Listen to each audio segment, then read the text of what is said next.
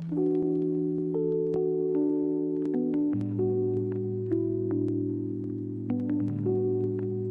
da mucho placer este encuentro con el público en general, con la gente, para mostrar esta serie de obras a las que le he dedicado, yo calculo que unos 17 años, más o menos.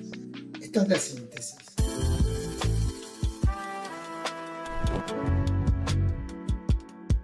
Yo soy Luis Gamet, de Argentina. Yo no me califico como artista plástico porque pone límites. Yo siempre puse al pie de mi nombre creador. El motivo, además de mostrarles la obra en sí, es hacerles una pregunta que me la hago yo también. ¿La obra se explica o no se explica? Espero que disfruten esta muestra que se hace especialmente no desde una galería ni de un museo, sino desde mi propio taller, aprovechando la oportunidad de estos medios que hoy existen para llegar al mundo y que han superado los clásicos, porque a la gente le llega más de esta manera que de todas las otras anteriores existentes.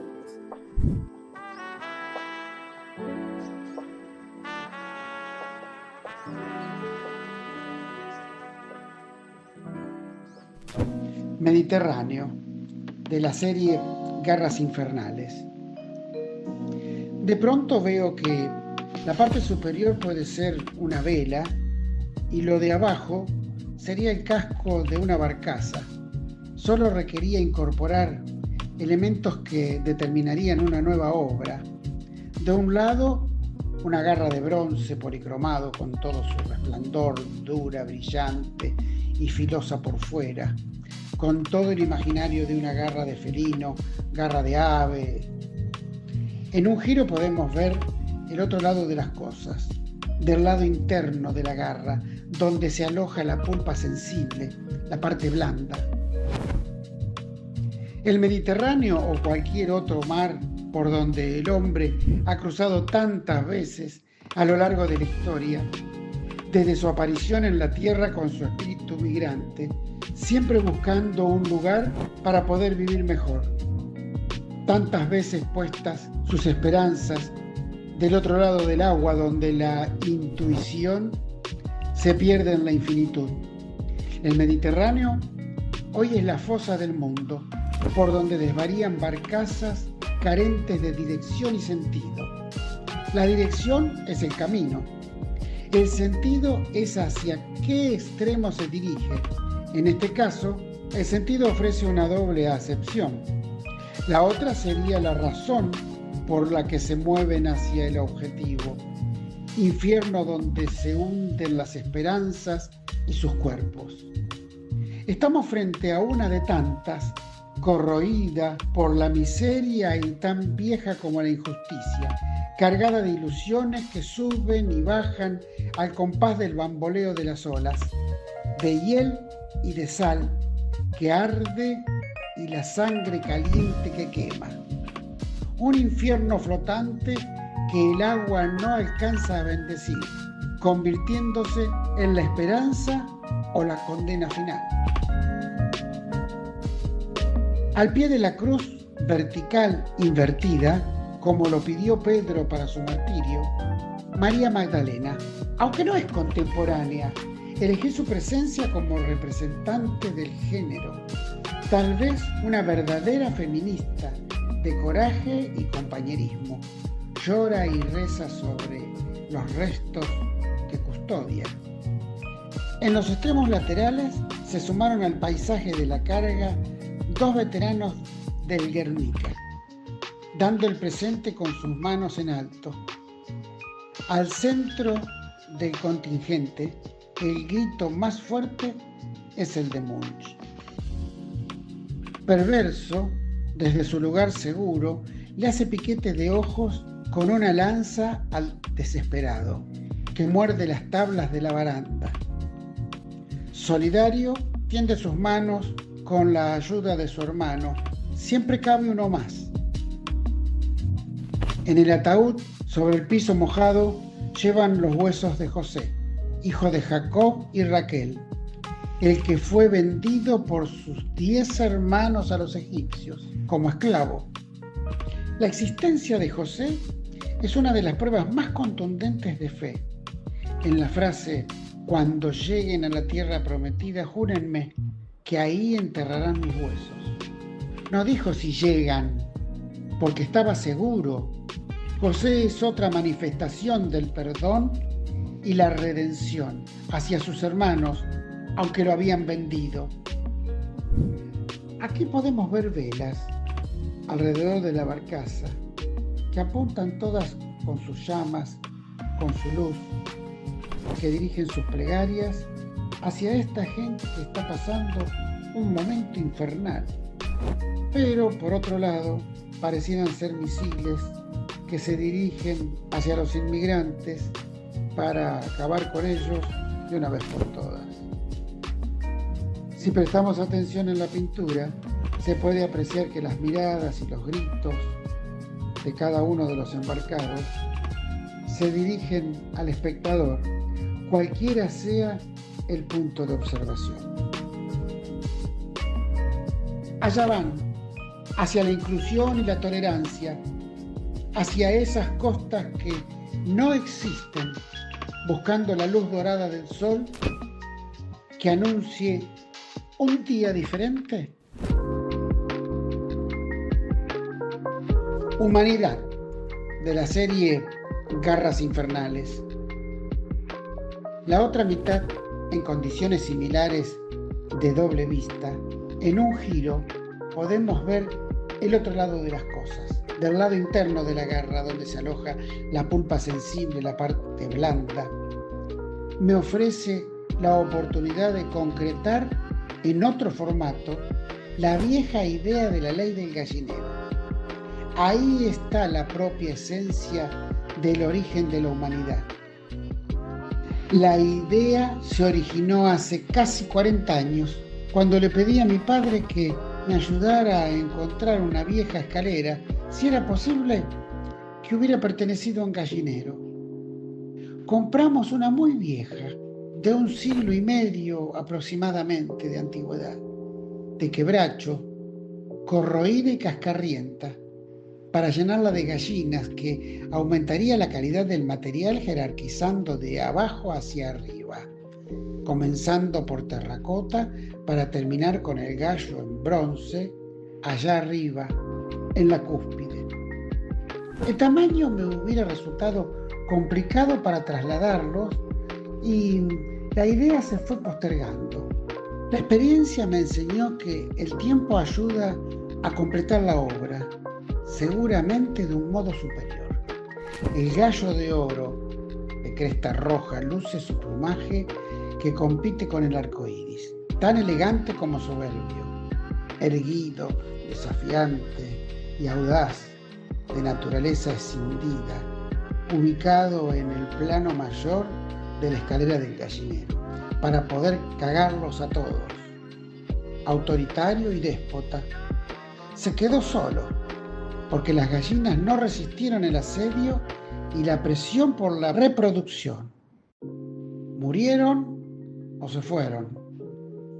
Las explotó hasta el hartazgo.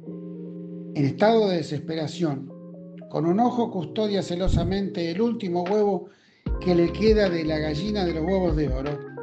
Con el otro, mira hacia atrás. Teme que alguien venga a robárselo. Siempre ve 2 mitades independientes. Humanidad. El tiempo corre. En 21 días puede declararse podrido o estallar en una nueva gallina. Una gallinita. Si lo beneficia el calentamiento global, sosteniendo una temperatura de 38 grados. Si resultare macho, deberá matarlo. No admite competencias, aunque se haya quedado sin platea. El gallo está preocupado. Hoy lo coge la obsesión de una pregunta recurrente. ¿Habrá otro que tenga un huevo de oro? ¿Quién puede tener un huevo de oro más grande que el mío? La envidia le pone la cresta en llamas. Siempre padeció la tortura de pensar que el otro tiene la vaca atada y el huevo más grande. Detrás de un autoritarismo descarnado, aparente, no tiene valoración ni autoestima. Solo en su gallinero vacío, solo acompañado por su soledad y el abandono. El huevo está rajado con un leve latido, ciertamente esperanzador, y la incertidumbre le provoca falta de aire. Ya no puede abrir más el pico y se le ha secado hasta la lengua. Nadie sabe si a las 3:10 volverá a anunciar el nuevo día que despunte, con el grito de victoria. Nunca sabemos si tendremos un nuevo día. Garra de oro. Una garra de bronce dorado con todo el brillo y la energía del sol, con todo su esplendor, con todo el imaginario de una garra de felino, garra de ave, garra del hombre animal, como recurso de defensa natural, utilizada cuando niños, antes de aprender a golpear, desgarran, rasguñan, atacan y se defienden. Actitud innata del hombre, como cualquier animal. Con garras nos invaden y tenemos que usar las nuestras para preservarnos, para abrir caminos hacia la belleza, la estética y la ética, para uno y para el prójimo. Garras para derribar fronteras, porque todos somos uno, desde nuestra subjetividad y desde nuestra única verdad, que es la de los sueños. Con su boca abierta, por hambre de ambiciones que se hagan realidad, esa cavidad en espejo de oro que, frente a ella, nos refleja la imperfección que no debemos olvidar. La imagen invertida, cabeza abajo, por efecto de la concavidad. La garra de oro destella ese resplandor divino que surge de lo más profundo de nuestra esencia, esa extraña tormenta que sacude y fertiliza nuestra naturaleza, que nos invita a dibujar un ancho camino hacia la fuente de luz mayor. Protagonistas y observadores, como anverso y reverso de una misma situación. Después de pasar por pinturas en varias técnicas y materiales, por esculturas en cemento, aluminio, llegó el bronce como el material supremo que cambió el rumbo de la humanidad. Si bien me sentía casi satisfecho con las últimas, Humanidad y Mediterráneo, porque había hurgado en el interior de cada garra, reconociendo que soy el eterno desconforme, sentía que necesitaba lograr un mayor equilibrio en la expresión y que lo conseguiría mejor apoyándome en 3 patas. Faltaba la tercera. Era la imagen que me persiguió durante tantos años, pegada en mi frente, una garra de oro, espejada, donde pudiera verme distorsionado por su concavidad ondulante en su interior y por reconciliarme con mi propia imperfección. ¿O no? Visitando la exposición de obras de 100 artistas, Los infiernos del Dante, desde el Beato Angelico hasta Kiefer, en el Palacio del Quirinal en Roma, Italia, quedé realmente conmovido. Me di cuenta que mis garras de bronce y mis pinturas también hacían alusión al infierno. Me hubiera gustado ser el artista número 101. El infierno es eterno y siempre parece que el que estamos viviendo es el peor. Después de llevar a la pintura 2 de las obras fundidas en bronce, no veía la forma de hacer lo mismo con la garra de oro. No imaginaba que surgiría esta estrecha relación cultural con Egipto, porque de inmediato la garra se convirtió en una cabeza con los ojos de Horus y las alas de Isis nacen laterales en oro y plata, con todo su esplendor, hundiéndose o emergiendo de un abismo infernal, con el brillo cósmico por encima y otros planos, otros mundos laterales por detrás. Así como la barcaza atraviesa los mares, las alas de Isis ofrecen la posibilidad de volar. Una lluvia cósmica de partículas de metales como el oro y la plata contribuyen y refuerzan las alas para que el vuelo sea ascendente y evite la caída en las profundidades del espíritu maligno.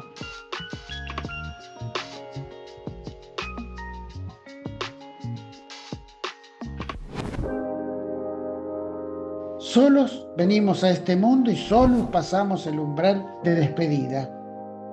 En medio de esas dos chispas, todo transcurre como en una pantalla cinematográfica, tal como lo muestro en las garras, Humanidad y Mediterráneo.